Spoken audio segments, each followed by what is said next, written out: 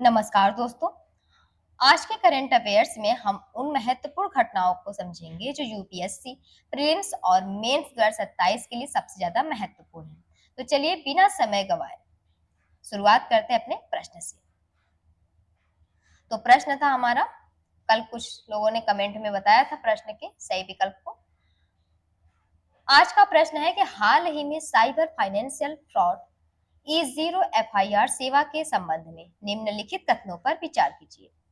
कथन के प्रश्न है, गुजरात ने ई0 एफआईआर सेवा शुरू की है।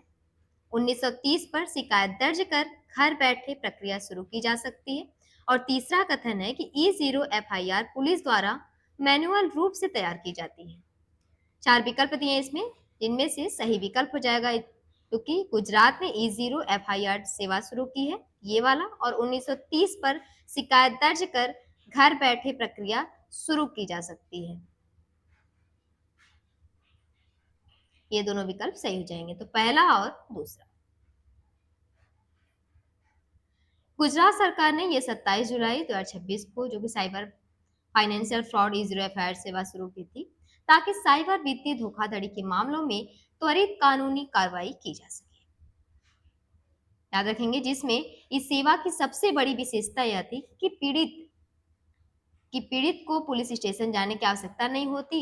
राष्ट्रीय साइबर अपराध हेल्पलाइन नंबर जो कि 1930 पर कॉल करके शिकायत दर्ज की जाती है और इसके बाद पूरी प्रारंभिक प्रक्रिया डिजिटल माध्यम से शुरू हो जाती है। आते हैं अपने अगले प्रश्न पे। अगला प्रश्न है कि विप्स ऑफ इंडिया महोत्सव के संबंध में निम्नलिखित कथनों पर विचार कीजिए। 3 कथन इसमें भी हैं। वीडियो समझ में आ रही होगी तो सब्सक्राइब जरूर करिएगा, नीचे बेल आइकन है उसको क्लिक करिएगा आपके, जिससे सभी नोटिफिकेशन आपको मिलते रहेंगे। कथन है कि इसका आयोजन नई दिल्ली के सेंट्रल कॉटेज इंडस्ट्रीज एम्पोरियम में किया जा रहा है। दूसरा कथन है कि इसका आयोजन वस्त्र मंत्रालय के अंतर्गत विकास आयुक्त मतलब हथकरघा कार्यालय द्वारा किया जा रहा है। तीसरा है कि इस महोत्सव का मुख्य उद्देश्य भारतीय पारंपरिक बुनाई को बढ़ावा देना तथा राष्ट्रीय हथकरघा दिवस मनाना है। 4 विकल्प हैं इसमें भी, सही विकल्प हो जाएगा ऑप्शन डी, पहला, दूसरा और तीसरा। अगला प्रश्न है कि कोसी मेची अंतरराज्यीय लिंक परियोजना के संबंध में निम्नलिखित कथनों पर विचार कीजिए। इसे पीएमकेएसवाई एआईबीपी के अंतर्गत शामिल किया गया। इसका जो फुल नेम है प्रधानमंत्री कृषि सिंचाई योजना त्वरित सिंचाई लाभ कार्यक्रम, हिंदी में ये पीएमकेएसवाई एआईबीपी का फुल नेम, जिसका उद्देश्य सिंचाई एवं बाढ़ प्रबंधन को सुदृढ़ करना या फिर इसे मार्च 2029 तक पूरा करने का लक्ष्य है। इन कथनों के 3 कथन दिए थे इसमें, जिनमें 4 विकल्प है, तो बताना है हमें कि कौन कौन से कथन सही है। तो कोसी मेची अंतरराज्यीय लिंक परियोजना, इसमें सही विकल्प हो जाएगा ऑप्शन डी, पहला, दूसरा और तीसरा कथन सही है, क्योंकि प्रधानमंत्री कृषि सिंचाई योजना त्वरित सिंचाई लाभ कार्यक्रम भारत सरकार की एक प्रमुख सिंचाई योजना है, जिसका उद्देश्य देश में लंबित बड़ी एवं मध्यम सिंचाई परियोजनाओं को वित्तीय सहायता देकर शीघ्र पूरा करना तथा किसानों समय पर सिंचाई सुविधा पहुंचाना है। आई होप आप लोग को अच्छे समझ में आया होगा। इसके उद्देश्य है कि अधूरी सिंचाई परियोजना को पूरा करना, सिंचाई क्षमता बढ़ाना, जल उपयोग दक्षता बढ़ाना, पाइपलाइन आधारित सिंचाई होती है और सूक्ष्म सिंचाई जैसे ड्रिप एवं स्प्रिंकलर प्रणाली को प्रोत्साहित करना। ठीक है, इस योजना के ये कुछ मुख्य उद्देश्य थे। ऐसे ही कुछ इंपॉर्टेंट और क्वेश्चन है, जैसे हाल ही में अमेरिका और सऊदी अरब के बीच हुए 123 एग्रीमेंट के संबंध में निम्नलिखित कथनों पर विचार कीजिए। 3 कथन है, यह शांतिपूर्ण नागरिक परमाणु सहयोग से संबंधित समझौता है, इसकी अवधि 30 वर्ष है, यह समझौता हस्ताक्षर के तुरंत बाद बिना किसी स्वीकृति के लागू हो जाता है। सही उत्तर इसमें से बताना है, 4 विकल्प दिया है, तो सही विकल्प हो जाएगा इसमें ऑप्शन जो कि ए, क्योंकि ये समझौता जो हस्ताक्षर के तुरंत बाद बिना किसी स्वीकृति के लागू हो जाता है, ये वाला गलत है। क्योंकि 123 एग्रीमेंट की बात करें तो 123 एग्रीमेंट अमेरिका के एटॉमिक एनर्जी एक्ट जो कि 1954 की सेक्शन 123 के अंतर्गत किया जाने वाला नागरिक परमाणु सहयोग है। क्योंकि यदि अमेरिका में किसी देश के साथ अमेरिका किसी जैसे एग्जाम्पल में परमाणु ईंधन, परमाणु रिएक्टर, परमाणु तकनीक या वैज्ञानिक सहयोग करना चाहता है, तो पहले उस देश के साथ 123 एग्रीमेंट करना आवश्यक होता, ठीक है, आवश्यक होता है। इसी कारण इसे 123 एग्रीमेंट कहा जाता है।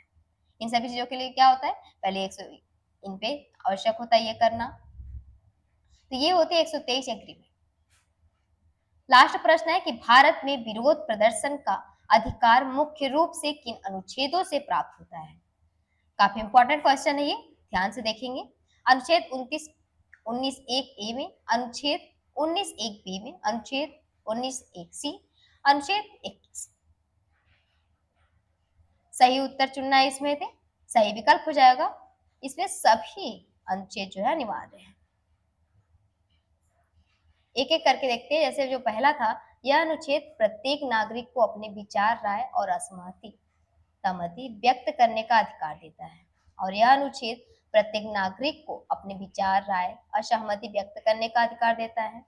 उदाहरण के लिए, यदि सरकार कोई नया कानून बनाती है और आपको वह उचित नहीं लगता, तो आप भाषण दे सकते हैं, लेख लिख सकते हैं, सोशल मीडिया पर अपनी राय रख सकते हैं। तो ये होता है पहले अनुच्छेद का मतलब। दूसरा अनुच्छेद जो पूछा गया था हमारा, तो उसका है कि शांतिपूर्वक और बिना हथियारों के एकत्र होने का अधिकार।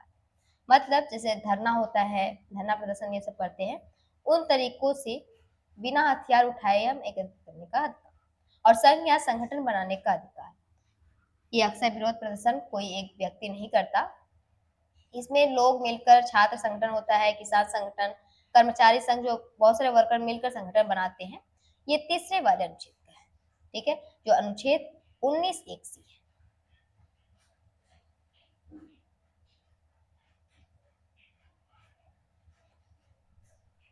आज का सवाल है आप लोगों के लिए, एक सवाल है जिसका काफी लोग अच्छे से रिप्लाई भी देते हैं और सही विकल्प बताते हैं। तो ये एक सवाल है आप लोगों के लिए कि भारत में खाद्य सुरक्षा का नियमन करने वाला शीर्ष वैधानिक निकाय कौन सा है। नीति आयोग, भारतीय खाद्य सुरक्षा एवं मानक प्राधिकरण, भारतीय कृषि अनुसंधान परिषद या फिर भारतीय मानक ब्यूरो। इनमें से सही विकल्प जो है वो आप लोगों को कमेंट बॉक्स में जरूर बताना है और अच्छे से कमेंट जरूर बताइएगा। उम्मीद है कि आज के सभी टॉपिक्स आपको अच्छे से समझ आए होंगे। अब इन्हें एक बार स्वयं आप रिवाइज जरूर रखें, जिससे आपको अच्छे से समझ में और आएगा। मिलते हैं अगले वीडियो में नए और महत्वपूर्ण करंट अफेयर के साथ। और वीडियो अच्छी लगे तो सब्सक्राइब जरूर करिएगा, वीडियो को लाइक भी करिएगा और अपने दोस्तों के साथ जरूर शेयर करिएगा। धन्यवाद।